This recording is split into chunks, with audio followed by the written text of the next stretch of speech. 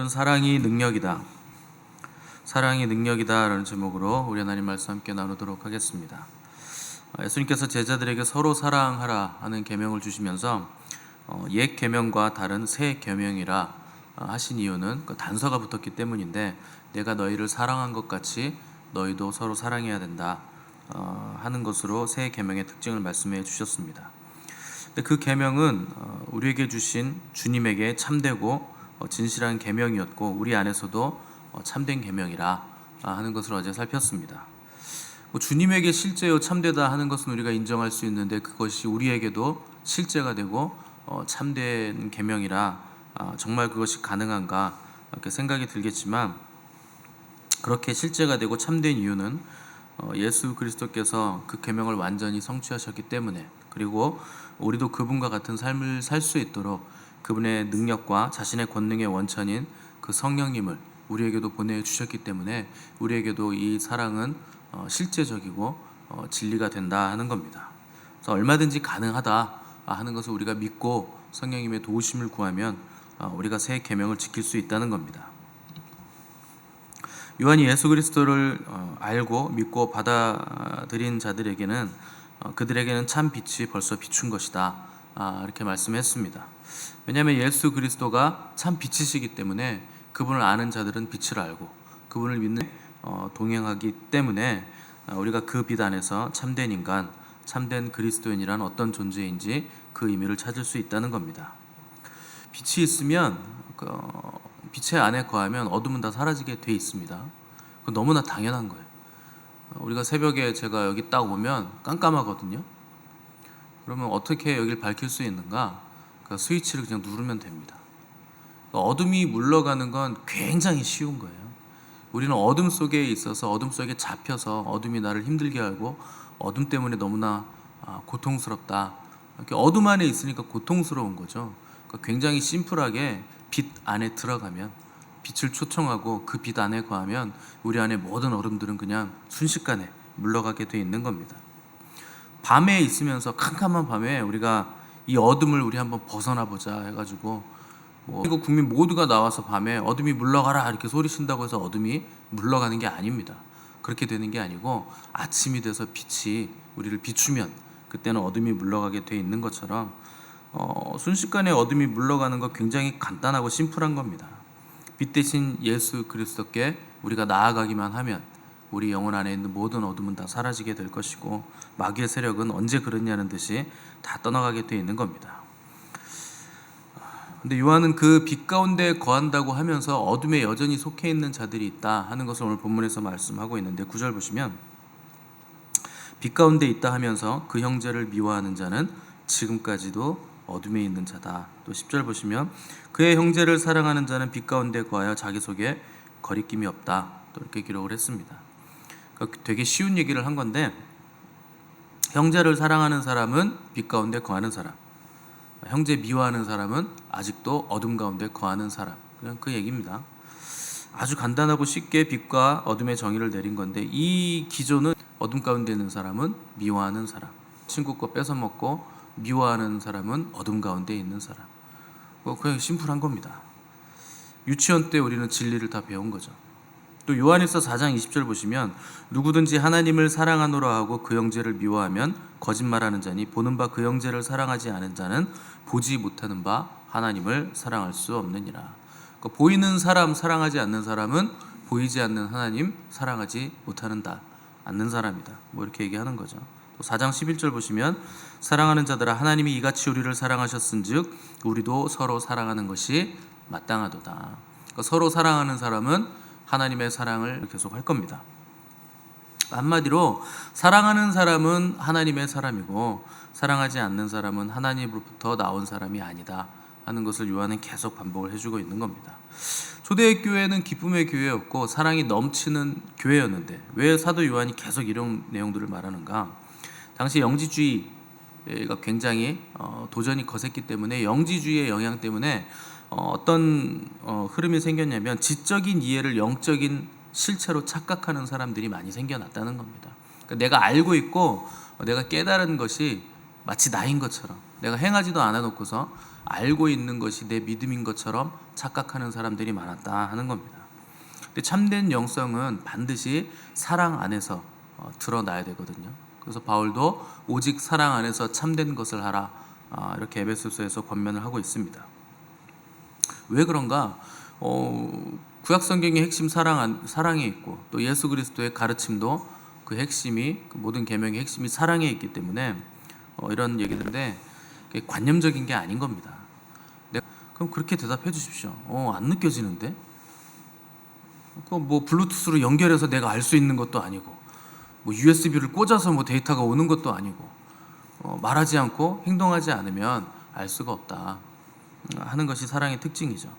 그래서 사랑 안에서 바울은 뭐라 그러냐면 참된 것을 하여 행하라는 거예요. 사랑 안에서 행해야 그리스도의 장성한 분량에까지, 머리 대신 그리스도에게까지 자라가라. 사랑 안에서 참된 것을 하여 자라가라는 겁니다. 그러니까 머리로만 알고 배우기만 하면 참된 것에 이르지 못하죠. 그래서 진리에 이르지 못하느니라. 여러분, 배우기만 하는 사람들은요 절대 진리에 도착하지 못합니다. 진리는 예수 그리스도세요. 예수 그리스도를 진정한 배움이 그분인데, 예수 그리스도를 배운다, 진리를 배운다, 안다 하는 건 뭐냐면 그분과 동행하는 것, 또 그분이 가신 길을 따라가는 것, 그것이 진리를 아는 것이고 진리를 배운 것이고 진리대로 행하는 겁니다. 근데 우리 주님께서 이 땅에 계실 때 무엇을 배우셨냐면, 어떻게 배우셨냐면, 그분도 배우셨어요. 고난을 통해서 순종함을 배우셨습니다. 그게 진리가 배우는 방법이에요. 진리 되신 주님도 고난을 통해서 순종함을 배우셨다면 우리도 진리에 이르기 위해서 마땅히 그분이 하신 그 방법대로 그분의 길을 우리도 따라가야 하는 겁니다. 그래서 우리도 마땅히 고난을 통해서 순종함을 배우는 자리에 있어야 한다 하는 것이 그리스도의 그 머리 대신 그리스도에 이르는, 그 장성한 분량에 이르는 가장 빠른 길인 겁니다. 우리는 이제 헬라 문화, 그리스 로마 문화의 영향을 아직도 받고 있죠. 우리가 받는 교육이 헬라 교육이에요. 헤브라이즘의 교육을 받고 있는 게 아닙니다. 그래서 새로운 설교를 듣는 것, 무슨 철학자들이 이렇게 놀라운 가르침을 깨닫기를 원하잖아요. 그것에서 우리는 벗어날 수가 없는 겁니다. 원래는 1대1로 교육을 받아야 되는데 헬라 문화는 많은 사람들을 앞에 두고 한 사람이 뭔가 엄청난 걸 가르치는 모양새를 가지고 있었거든요. 그래서 여러분들 학교 지금 가면 어떻게 배웁니까? 한 선생님으로부터 많은 사람들이 배우죠. 학생들이. 이게 헬라 문화예요. 원래 히브리식 문화는 아닌 겁니다. 그러니까 여전히 우리는 교회에서도 새로운 설교 들으면 와, 저런 설교를 듣다니 너무나 놀랍다, 이런 것에 감탄하고, 새로운 가르침에 놀라고, 또 신비한 영적 깨달음에 또 깊이가 있으면 그 암과 지식들 때문에 막 감탄하는 것, 그 수준에서 벗어나질 못하는 겁니다. 실제로 그걸 살아내는 것은 너무나 약한 거죠. 알았다면 그 암과 지식들이 사랑 안에서 참된 것을 행하여 실체가 되는 자리까지 나아가야 되는데 그렇게 하지 못하고 우리의 암과 지식, 믿음은 그 유령같이 그냥 떠다니고 있는 거예요. 실체가 없는 믿음인 거예요. 그래서 교회에서 중요한 건 어떤 가르침을 얼마나 깊이 있게 가르치느냐, 그거 중요하죠. 그것도 대단한 겁니다. 그것도 중요한 것이고, 그런데 그것보다 더 중요한 건 그 가르침이 성도들 안에서 사랑으로 역사를 하는가, 사랑 안에서 그 진리의 가르침들이 참되게 역사하고 있는가, 그게 훨씬 더 중요한 겁니다.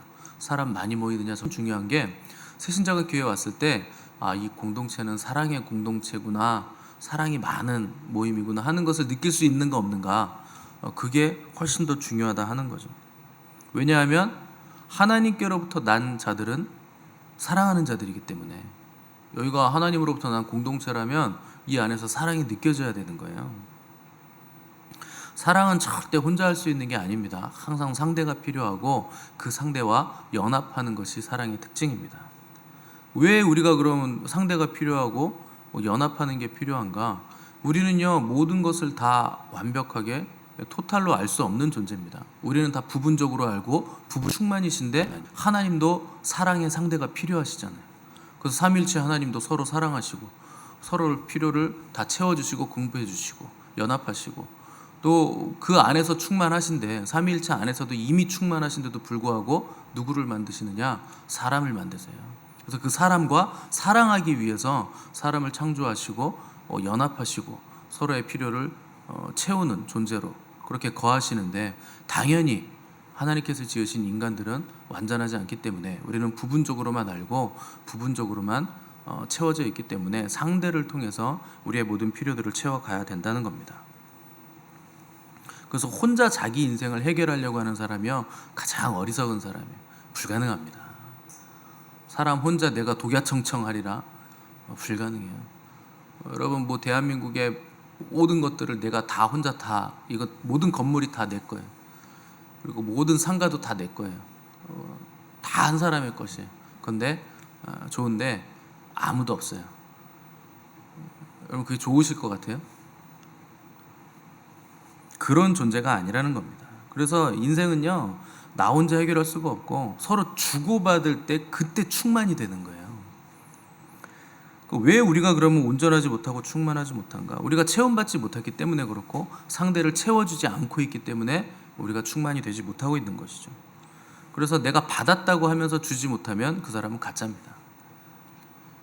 나 너무 기뻐요. 하나님으로부터 기쁨을 받았어요. 그런데 상대를 기쁘게 하지 못하잖아요. 그 기쁨은 가짜 기쁨이에요. 나 하나님으로부터 평안을 받았어요. 너무 평안해요. 요새요, 컨디션 너무 좋아요. 영적으로 너무 충만하고 너무 평안해요. 그런데 불화가 일어나고 사람 눈치 보게 만들고 불안하게 만드는 시한폭탄 같은 존재다. 그러면 그 사람의 평안은 가짜 평안인 겁니다. 상대를 채워주지 못하는 그 평안이, 나에게만 평안인 평안이, 그게 어떻게 평안이 될 수 있습니까? 사랑은 지치지 않는 무한의 동력이잖아요. 무한의 에너지잖아요.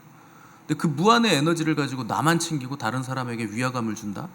그 사람은 아직 사랑이 뭔지 모르는 거죠. 무한의 에너지는 나눌수록 풍족해지는 에너지입니다. 그게 사랑이에요. 천사가 왜 우리를 흠모하겠습니까? 천사는 능력으로 역사하는 존재들이죠. 그런데 인간은 사랑으로 역사한단 말이에요. 능력보다 사랑이 더 뛰어남을 보니까 어떻게 사랑으로 저런 일들을 이룰 수 있는가를 보면서 천사는 이해가 되지 않는 거예요. 능력은 많은데 사랑하지 못하니까. 그래서 천사도 우리를 흠모하고 너무나 놀란다는 겁니다. 그래서 하나님을 사랑하는 자는 하나님과 사귐을 갖게 되어 있고, 또 형제를 사랑하는 자는 마땅히 그 형제들과 진정. 어떤 분들은요, 하나님은 잘 섬기는데 혼자만 하나님만 잘 섬기시는 분들이 있어요. 그런 분들은요, 구약 시대로 돌아가셔야 돼요. 아직 신약으로 들어오지 못한 사람입니다. 하나님 잘 믿고 하나님과 독대하면서 굴 속에 앉아 있는 분들은 아직 예수 그리스도의 사랑을 체험하지 못하고 그 사랑의 내용을 지금 깨닫지 못하신 분들이에요. 그래서 주님은 우리에게 십자가라는 것을 보여주시잖아요. 십자가가 뭡니까? 상대를 위해서 죽어주는 거잖아요.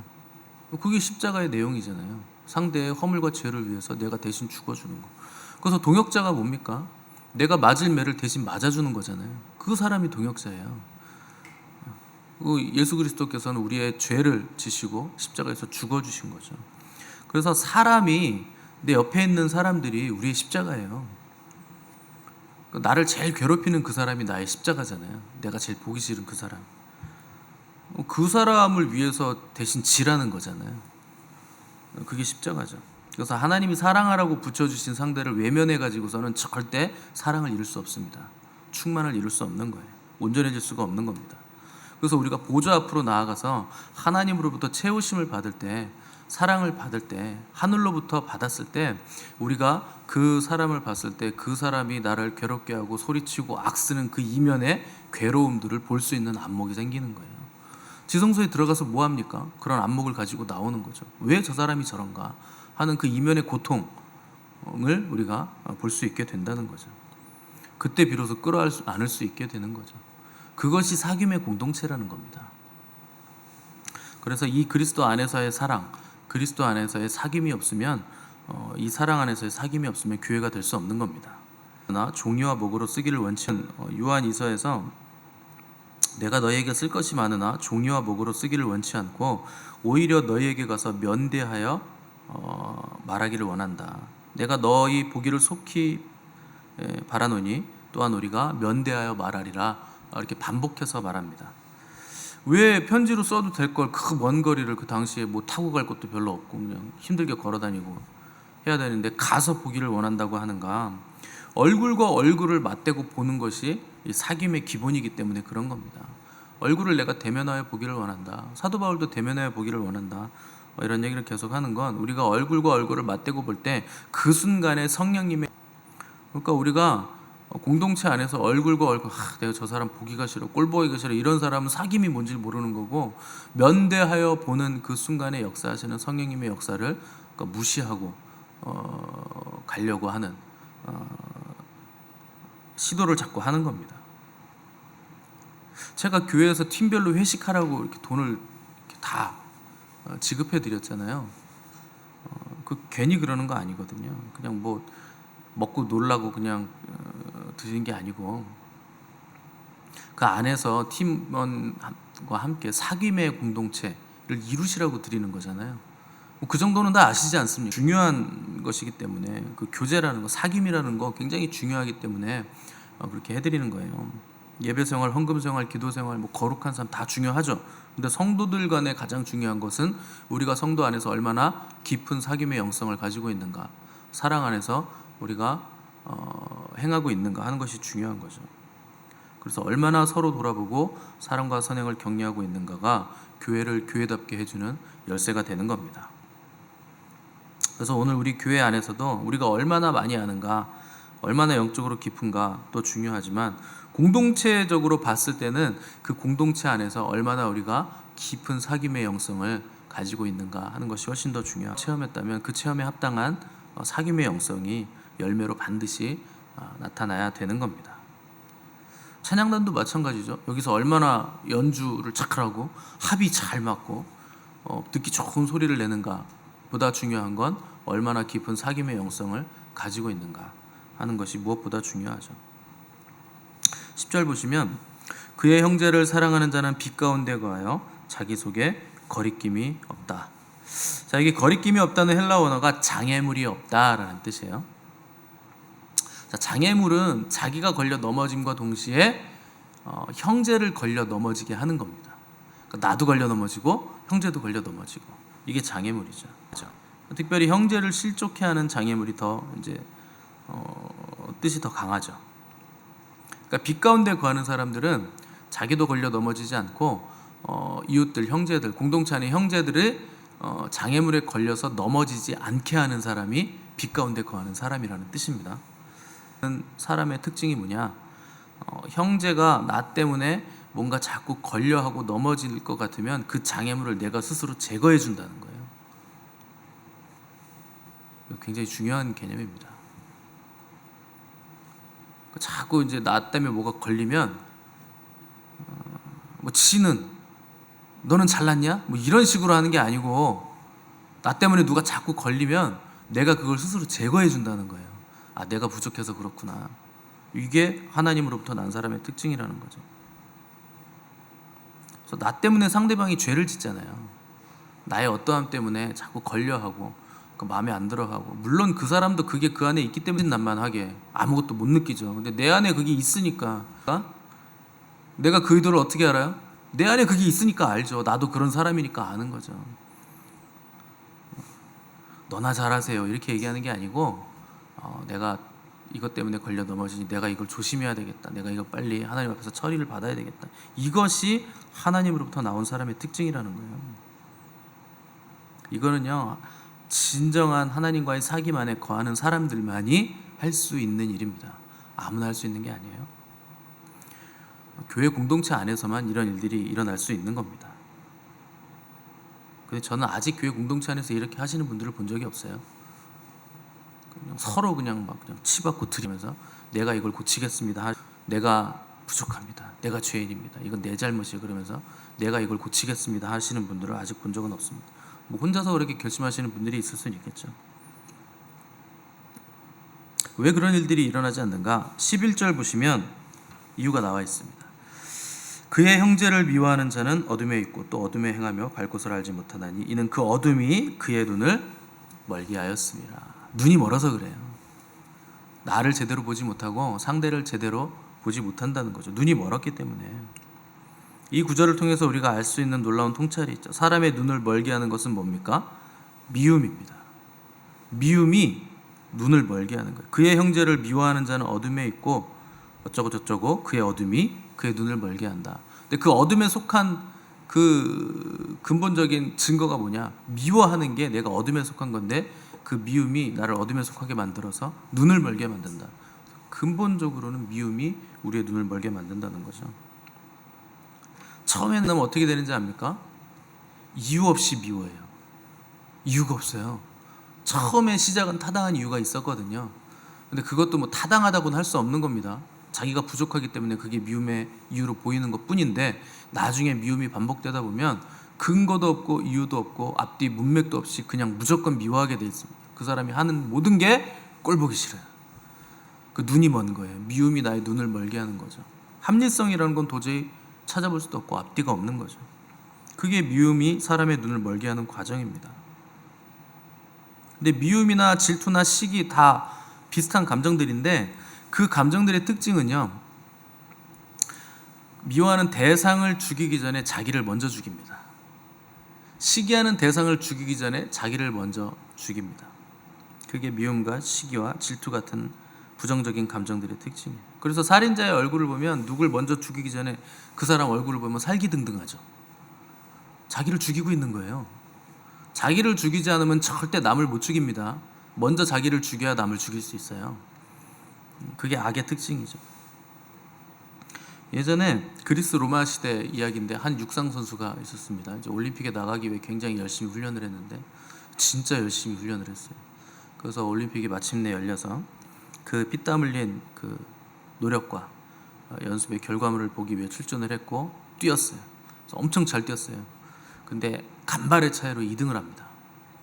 그래서 정말 너무 아깝다. 근데 2등도 너무 잘한 거잖아요. 올림픽에서 2등이 뭐 은메달이 쉽습니까?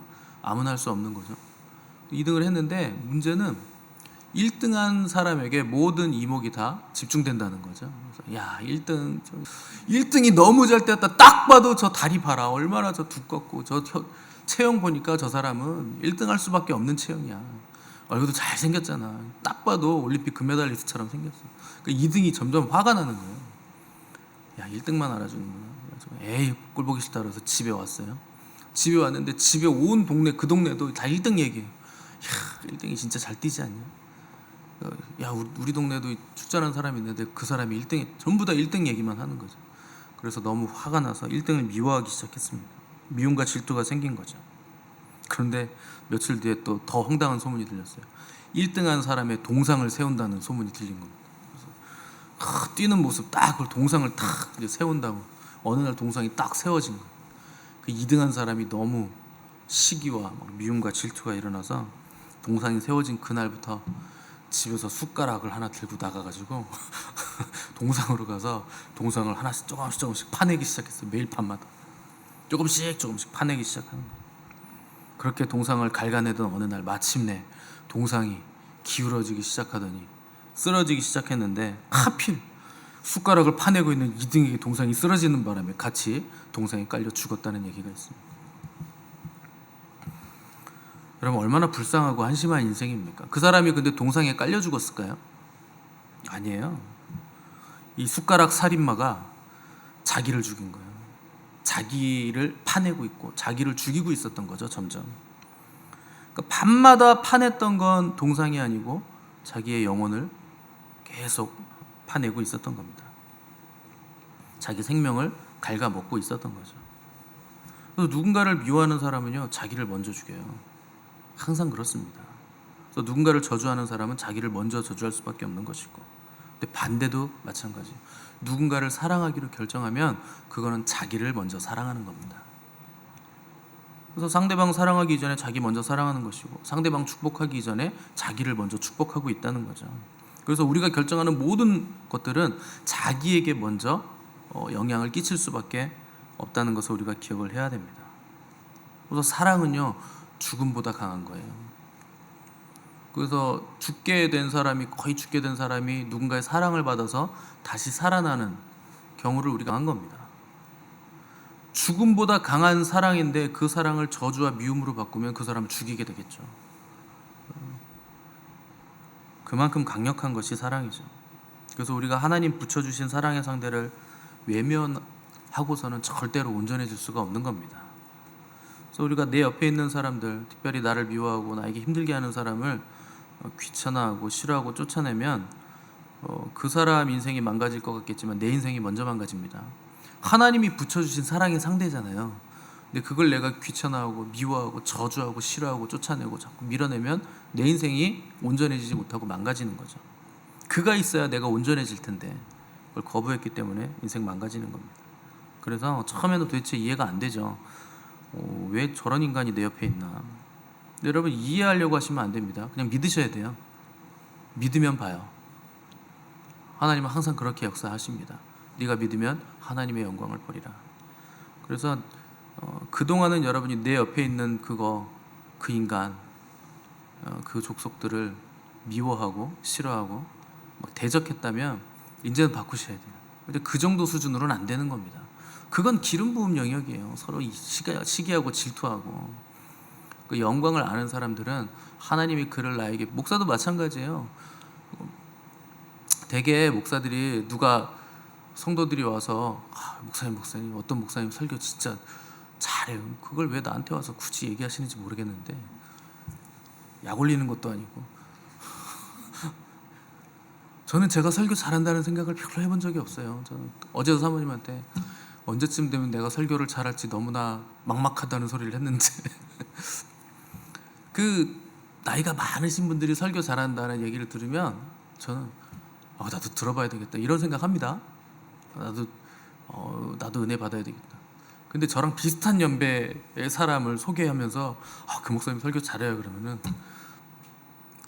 껄쩍지근한 게 있어요. 뭐 옆에 교회가 막 부흥한다 그러면은 뭐 사람만 모으나 보죠. 기도해주고 축복해주고, 어제도 제가 말씀드린 것처럼 저 교회 부흥 더하게 해주셔서 앉을 자리가 없게 해주세요 하나님. 그래서 근데 그렇게 안 된다는 거죠. 사람은 그렇게 다 악해요. 그래서 사랑은요, 결단을 해야 되는 겁니다. 우리가 어떻게 사랑을 합니까? 감정적이고 너무나 모자르고 부족하고 죄성을 가지고 있는데 어떻게 사랑을 합니까?